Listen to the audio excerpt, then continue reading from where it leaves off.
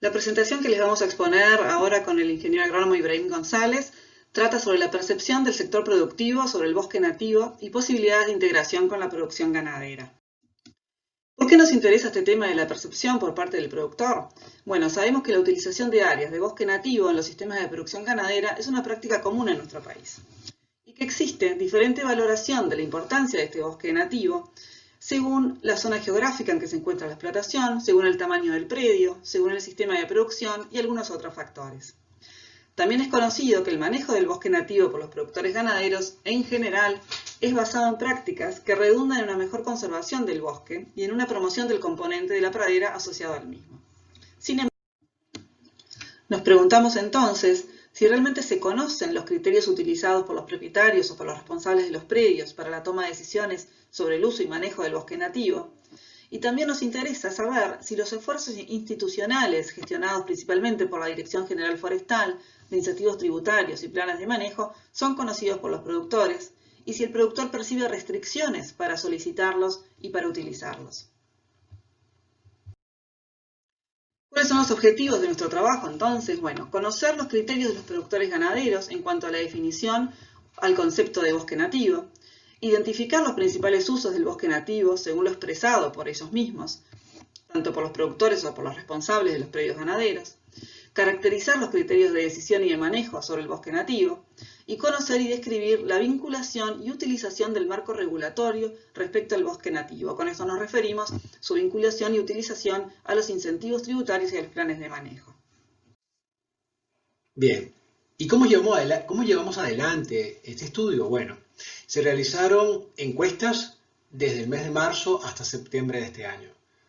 Los predios que participaron en el proyecto debían ser predios ganaderos o agrícolas ganaderos sin producción lechera y por supuesto contar con bosque nativo dentro de sus linderos. La encuesta se había diseñado para hacer de manera presencial, pero bueno, por las medidas sanitarias que todos conocemos, se tuvo que hacer telefónicamente. Se diseñó un cuestionario de 17 preguntas con 5 secciones, las cuales se le preguntaron al productor y esto tomó en promedio unos 40 minutos.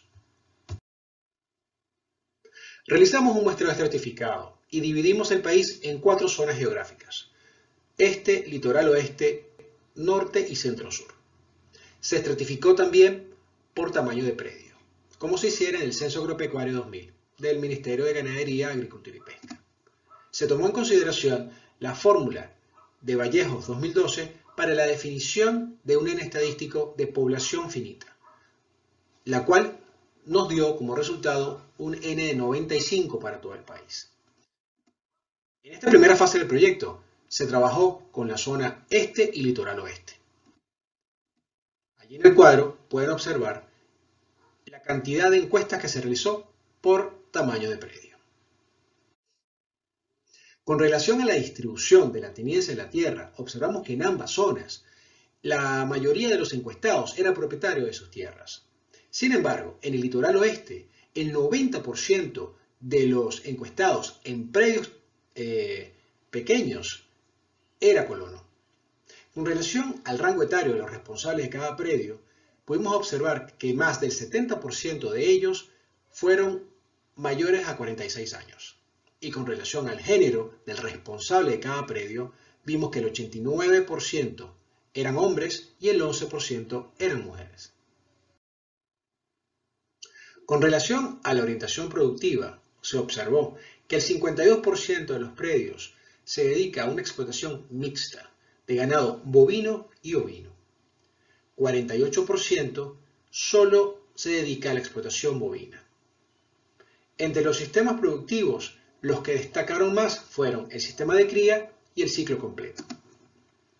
Con relación a la presencia del bosque nativo, con relación a la superficie total explotada, vemos en los gráficos que para el este, el gráfico de barras verdes, la media era del 10%, mientras que para el litoral oeste, que es el gráfico que ven en pantalla con las barras azules, la media representó el 27%. Respecto a la presencia del bosque nativo en el predio, también nos interesaba conocer cuál era el criterio que el productor priorizaba para definir el bosque nativo. Y obtuvimos que más del 52% identificó al criterio especies presentes como el criterio de prioridad, seguido por densidad arbórea con 19%, y el tercer criterio fue el de área ocupada, 16%. También nos interesaba saber cuáles eran los usos del bosque nativo y qué prioridad se le daba. Bien interesante, la respuesta fue que la mayoría, 76%, dijo que el abrigo y sombra era el uso prioritario del predio. Nos interesaba también identificar que solamente un 6% dio prioridad al uso para leña, y dentro de eso la mayoría fue para la necesidad de leña del predio o autoconsumo. En relación a los resultados anteriores, también cuando les preguntamos a los productores si disponían de sombra para su predio, el 96% de los productores nos respondió que sí.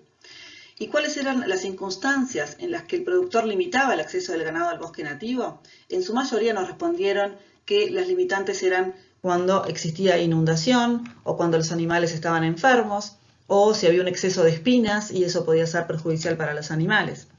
Es interesante resaltar de aquí que mayoritariamente se priorizaron motivos relacionados al cuidado de los animales y en menor proporción en cuidado de los recursos naturales como la conservación del suelo, del bosque nativo o la conservación de las fuentes de agua.